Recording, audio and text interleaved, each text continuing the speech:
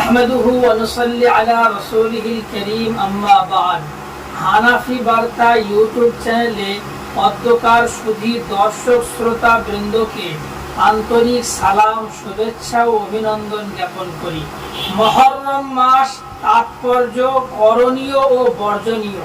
আল্লাহু তাআলা ইন্না ইদ্দাতাশ শুহুরি ইনদাল্লাহি 12 শাহরান ফি কিতাবিল্লাহ ইয়াওমা খালাকাস সামাওয়াতি ওয়াল আরদা মিনহা আরবাআতুন হুরুম যালিকাদ দীনুল কাইয়্যিম فلا تظلموا فيهن أنفسكم.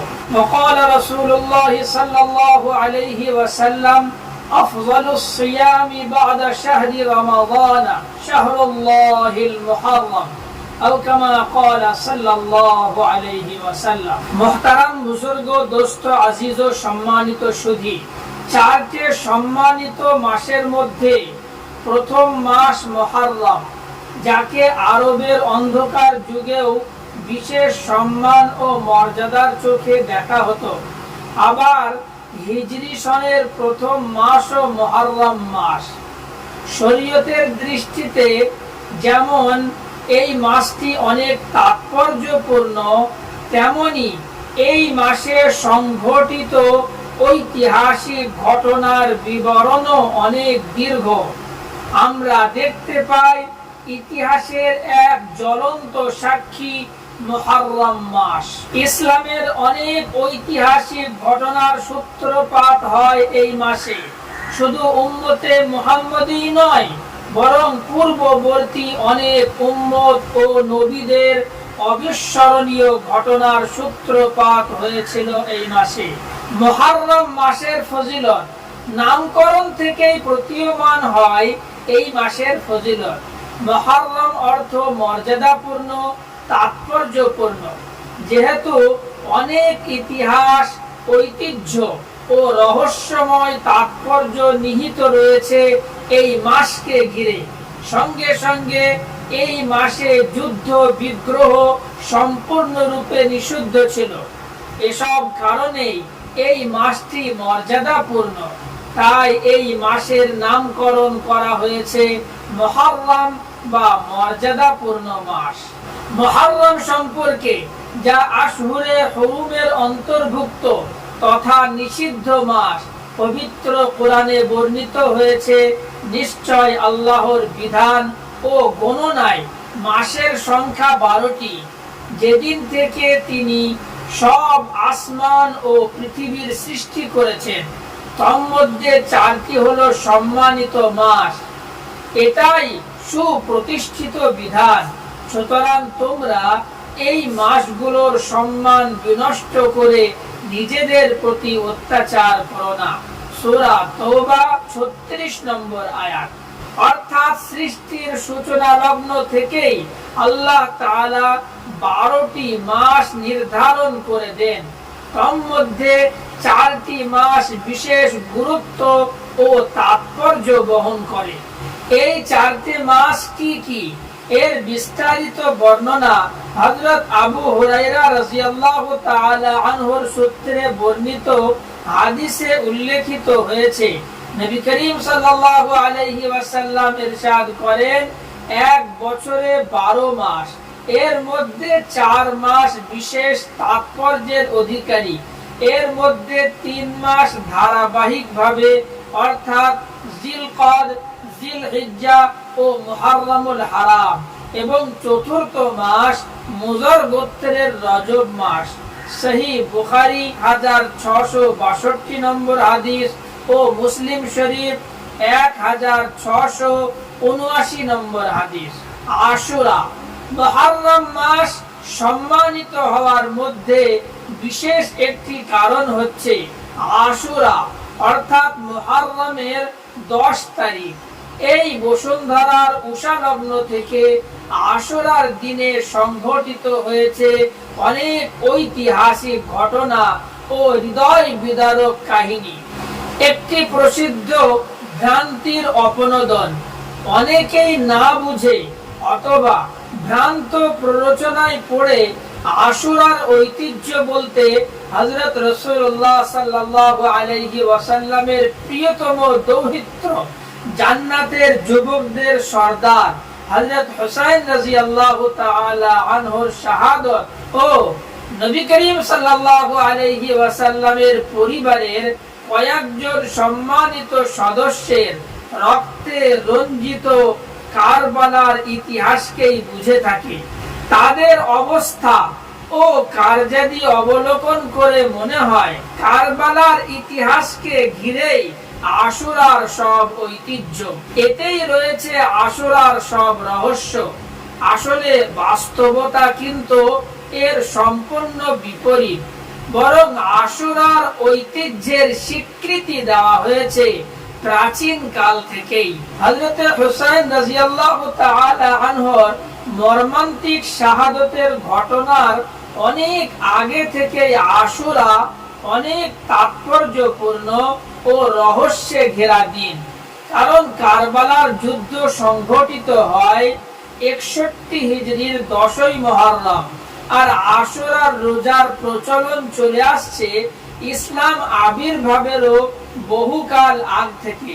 তবে এই কথা অনস্বীকার্য যে আবহমান কাল থেকে আশুরার দিনে সংঘটিত বিভিন্ন ঘটনা যেমন অপরিসীম গুরুত্বপূর্ণ, তেমনি হিজরির 61 সনে আশুরার দিন কারবালার ময়দানে দুঃখজনক ঘটনাও মুসলিম জাতির জন্য অতিশয় হৃদয় বিদারক ও বেদনাদায়ক।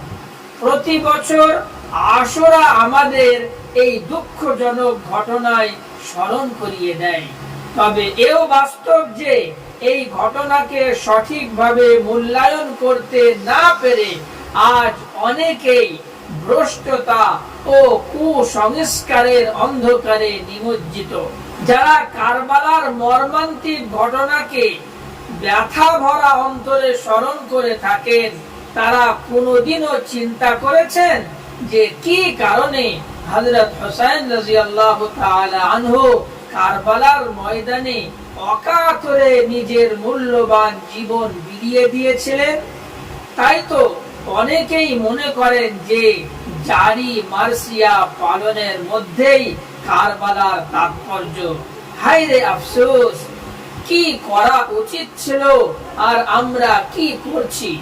হযরত হুসাইন রাদিয়াল্লাহু তাআলা আনহুর উদ্দেশ্য ও আদর্শ বাস্তব জীবনে অনুসরণ করাই হবে এই ঘটনার সঠিক মর্ম অনুধাবনের বহিঃপ্রকাশ।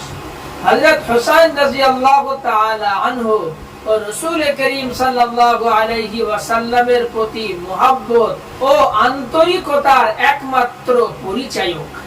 আশুরার রোজা, মুহররম মাসের রোজা রাখা সম্পর্কে অনেক বিশুদ্ধ হাদিস বর্ণিত হয়েছে।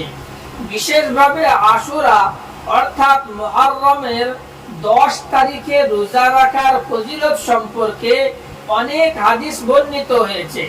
একটি হাদিস থেকে প্রতীয়মান হয় রমজান মাসের রোজা ফরজ হওয়ার আগে আশুরার রোজা উম্মতে মুহাম্মাদের উপর ফরজ ছিল। পরবর্তী সময়ে অবশ্যই ওই বিধান রহিত হয়ে যায় এবং তা নফলে পরিণত হয়। হাদিস শরীফে হযরত জাবের রাদিয়াল্লাহু তাআলা আনহুর সূত্রে বর্ণিত আছে, হযরত রাসূলুল্লাহ সাল্লাল্লাহু আলাইহি ওয়াসাল্লাম আমাদেরকে আশুরার রোজা রাখার নির্দেশ দিতেন এবং এর প্রতি উৎসাহিত করতেন। এই বিষয়ে নিয়মিত তিনি আমাদের খবরাখবর নিতেন। যখন রমজানের রোজা ফরজ করা হলো, তখন আশুরার রোজার ব্যাপারে তিনি আমাদের নির্দেশও দিতেন না এবং নিষেধও করতেন না। আর এ বিষয়ে তিনি আমাদের খবরাখবরও নিতেন না। সহিহ মুসলিম শরীফ 1128 নম্বর হাদিস। ওই হাদিসের আলোকে আশুরার রোজার শ্রেষ্ঠত্ব প্রতীয়মান হয়। এমনকি ওই সময়ে তা ফরজ ছিল। বর্তমানে এই রোজা যদিও নফল, কিন্তু অন্যান্য নফল রোজার তুলনায় অধিক গুরুত্বপূর্ণ। হযরত ইবনে আব্বাস রাদিয়াল্লাহু তাআলা আনহু থেকে বর্ণিত, তিনি বলেন হযরত রাসূল আকরাম সাল্লাল্লাহু আলাইহি ওয়াসাল্লাম আশুরা ও রমজানের রোজা সম্পর্কে যেরূপ গুরুত্ব প্রদান করতেন, অন্য কোন রোজা সম্পর্কে সেই রূপ গুরুত্বারোপ করতেন না। সহিহ বুখারী শরীফ ও সহিহ মুসলিম শরীফ। আশুরার রোজার ফজিলত ও গুরুত্ব। হযরত রাসূলুল্লাহ সাল্লাল্লাহু আলাইহি ওয়াসাল্লাম এই রোজা নিজে পালন করেছেন এবং উম্মতকে এই রোজা পালন করার প্রতি উৎসাহিত করেছেন। তাই এর পূর্ণ অনুসরণ ও আনুগত্যের মধ্যে নিহিত রয়েছে উম্মতের কল্যাণ। এছাড়া অসংখ্য হাদিসে আশুরার রোজার ফজিলত বর্ণিত হয়েছে। আশুরার রোজার পদ্ধতি। মুসলিম শরীফে হযরত ইবনে আব্বাস রাদিয়াল্লাহু তাআলা আনহু থেকে বর্ণিত, মহানবী সাল্লাল্লাহু আলাইহি ওয়াসাল্লাম যখন আশুরার দিনে রোজা রাখেন এবং অন্যদেরকেও রোজা রাখার নির্দেশ প্রদান করেন, তখন সাহাবীরা অবাক হয়ে বলেন, ইয়া রাসূলুল্লাহ, ইহুদি খ্রিস্টানরা তো এই দিনটিকে বড় দিন মনে করে, আমরা যদি এই দিনে রোজা রাখি তাহলে তো তাদের সঙ্গে সামঞ্জস্য হয়ে যাবে।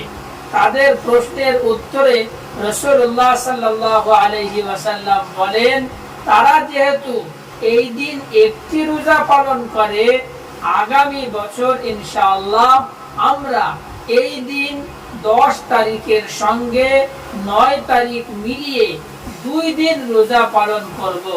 সহিহ মুসলিম শরীফ 1134 নম্বর হাদিস। সুতরাং ইসলামী আইন শাস্ত্রবিদগণ বলেন, 10 তারিখের সঙ্গে আগে বা পরে আরেক দিন মিলিয়ে নিয়ে মোট 2টি রোজা রাখা উত্তম ও পছন্দনীয় কাজ। আশুরার দিনে অন্য আমল। হযরত আবু হুরায়রা রাদিয়াল্লাহু তাআলা আনহুর সূত্রে বর্ণিত, নবী করিম সাল্লাল্লাহু আলাইহি ওয়াসাল্লাম ইরশাদ করেন, যে ব্যক্তি আশুরার দিনে আপন পরিবার পরিজনের মধ্যে পর্যাপ্ত খানাপিনার ব্যবস্থা করবে, আল্লাহ পাক পুরো বছর তার রিজিকে বরকত দান করবেন। তাবরানী শরীফ 9303 নম্বর হাদিস। উল্লেখিত হাদিস সম্পর্কে আল্লামা ইবনুল জাওজি সহ অনেক মুহাদ্দিস আপত্তিজনক মন্তব্য করলেও বিভিন্ন সাহাবী থেকে ওই হাদিসটি বর্ণিত হওয়ায় আল্লামা জালালউদ্দিন সুয়ুতি সহ অনেক মুহাক্কিক আলেম হাদিসটিকে গ্রহণযোগ্য ও আমলযোগ্য বলে মন্তব্য করেছেন। জামিউস সগীর 1019 নম্বর হাদিস। অতএব যদি কেহ উপরোক্ত হাদিসের উপর আমল করার উদ্দেশ্যে ওই দিন উন্নত খানাপিনার ব্যবস্থা করে, তাহলে শরীয়তে নিষেধ নেই, তবে স্মরণ রাখতে হবে কোনো ক্রমেই যেন তা বাড়াবাড়ি ও সীমা লঙ্ঘনের স্তরে না পৌঁছায়। পরিশেষে শুধু দর্শক শ্রোতা বৃন্দের কাছে বিনয়ী আবেদন যে হানাফি বার্তা চ্যানেলটি সাবস্ক্রাইব করবেন এবং দাওয়াত ও তাবলীগের স্বার্থে সওয়াব ও পুণ্যের উদ্দেশ্যে ভিডিওটি বন্ধু ও প্রিয়জনদের কাছে শেয়ার করে দেবেন ইনশাআল্লাহ তাআলা।